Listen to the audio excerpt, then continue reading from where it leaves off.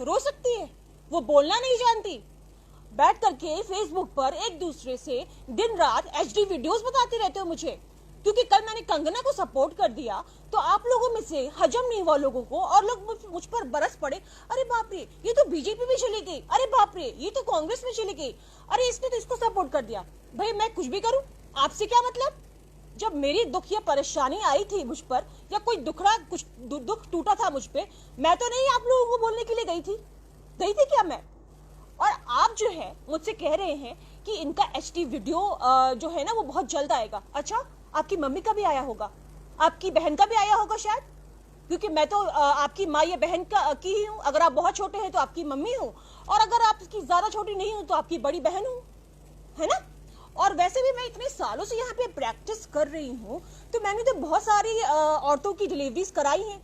तो आ जाइएगा मेरे पास अभी भी वीडियोस होंगी, मैं आपको बताऊंगी डिलीवरी कहाँ से होती है, कैसे होती है, और डिलीवरी कैसे कराते हैं, मैं ये भी बताऊंगी, और उसके डिटेल्ड एचडी वीडियो मैं आपको दिखाऊंगी। शर्म आनी चाहिए आप सबको, समझ में आया?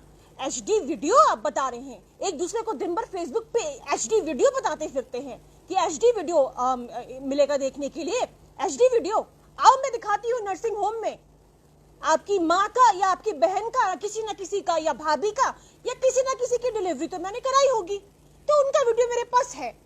चाहिए तो जरूर बताइएगा, नंबर इनबॉक्स कीजिएगा, यस नंबर इनबॉक्स कीजिएगा। और सबसे इंपॉर्टेंट बात, अगर मैं किसी को सपोर्ट कर रही हूं या नहीं कर रही हूं, ये मेरा मुद्दा है, ये मेरी पर्सनल इच्छा है, ये इस पर आप अपनी ओपिनियन रख सकते हैं। आप इतना गंदा लहजा इस्तेमाल करेंगे और मुझे आप ये बता रहे हैं मैडम आप तू तड़ाक का बात कर रही हैं, मैडम आप तुमसे बात कर रही हैं, आपसे ऐसी उम्मीद न थी, असली चेहरा सामने आ गया। क्यों भाई, सारी प्रॉब्लम सिर्फ मर्दों को ही हो सकती है क्या? सारी दिक्कतें सिर्फ मर्दों को ही हो सकती है क्या? सारा रोना सिर्फ तुम मर्द ही कर सकते हो क्या? हम औरतों को प्रॉब्लम नहीं हो सकती? हम औरतें अपना पक्ष नहीं रख सकती? हम अपना ओपिनियन नहीं रख सकते?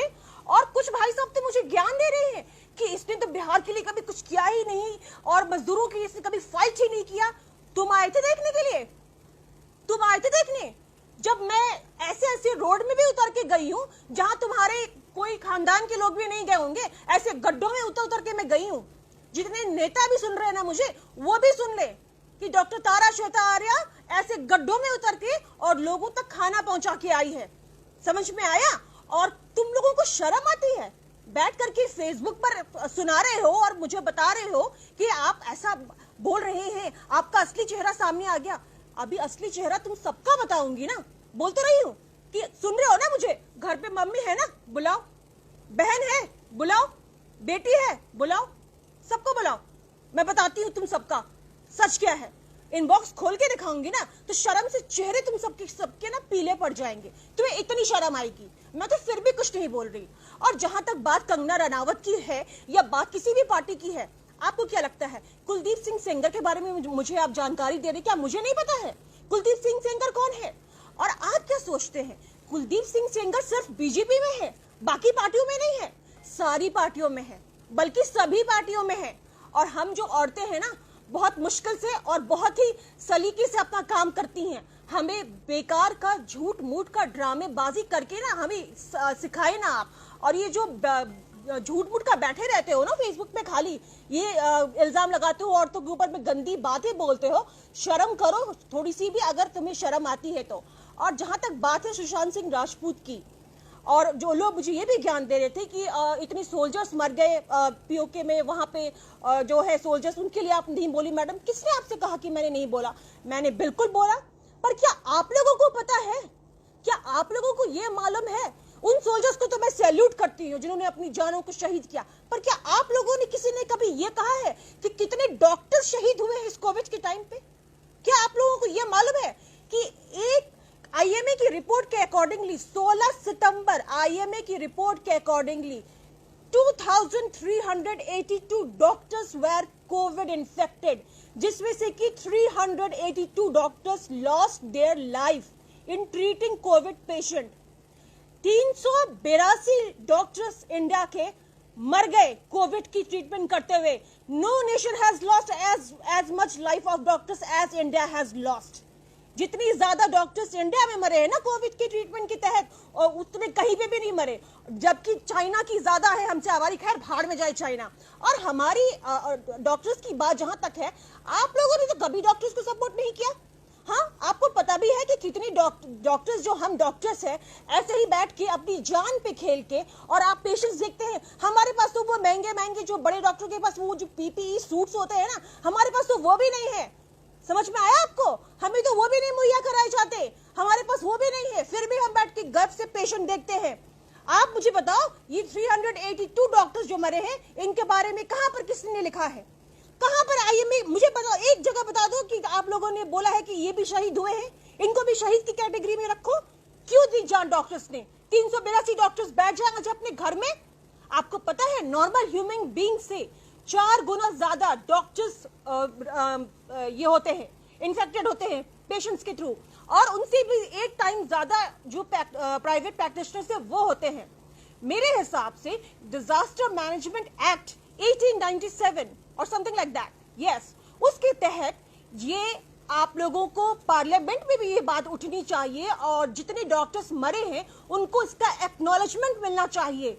जो डॉक्टर शहीद हुए हैं कोविड में ट्रीट करते हुए, उनको भी एक्नॉलेजमेंट मिलना चाहिए पार्लियामेंट में। ये डिजास्टर मैनेजमेंट एक्ट के तहत आता है, और अगर आप इसे नहीं करते, एक्नॉलेज नहीं करते हैं, तो ये जो बहस हो रही है ना कंगना के ऊपर और फलाना के ऊपर, तुम इसका एक्नॉलेजमेंट करो ना भाई।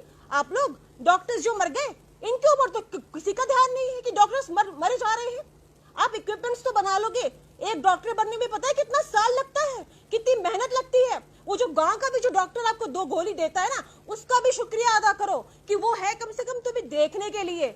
समझ में आया? बस ऐसे बैठ के फेसबुक पर बेकार का सबको बैठ के और सुनाते चल रहे हैं और वीडियो मांग रहे हैं। शर्म आनी चाहिए। अगली बार से मैं तो कहूंगी कि बोलना, डॉक्टर तारा श्वेता आर्य है और कैलटेक शॉप में बैठती है, और आप कह रहे थे ना कि कंगना रनावत को तो Y+ सिक्योरिटी मिली है। मेरे पास A+ सिक्योरिटी भी नहीं है, और ना B+, ना C+, ना D+, ना E+, ना F+, ना G+। मेरे पास कोई सिक्योरिटी नहीं है। अकेली घूमती है ये बंदी, अकेली। दम है तो आओ, मैं बताती हूँ तुम्हें। तुम्हारी माँ को और बहन को, किसी न किसी को तो मैंने ट्रीटमेंट जरूर किया होगा। इसीलिए अगली बार बोलने से पहले सोचना। और जहां तक बात सुशांत सिंह राजपूत की है ना, बिहार का बेटा है, बिहार का बेटा खोया है हमने। मैं गर्व से कहती हूँ कि मैं बिहारी हूँ। मुझे पता है कि विदेश जाके या किसी बाहर के राज्य में जाके बिहारियों को कितनी बुरी तरीके से शर्मिंदगी उठानी पड़ती है, उन्हें कितनी गंदी तरीके से ट्रीट किया जाता है। उस बिहार के बंदे ने बॉम्बे में जाके अपनी जगह बनाई। मुझे नहीं पता कि क्या हुआ, सुसाइड था या मर्डर था, लेकिन उसके बाद के ऊपर क्या बीत रही है, कभी सोचा आपने? कभी सोचा? मैं उन ड्रग अब्यूजर्स के खिलाफ हूँ, मैं उन ड्रग माफिया के खिलाफ हूँ। मैं नहीं चाहती कि ये ड्रग अब्यूजिंग जो है वो इंडिया में बढ़े, उनको रोकना चाहिए, और मैं इसके सख्त खिलाफ हूँ। यंग जनरेशन ड्रग अब्यूज करे, ये अच्छा लगेगा? आपको कैसा लगेगा? आप एक दिन अपना कमरा खोलेंगे रूम का, और आपका बेटा या आपका भाई पंखे से लटकता पाया जाएगा।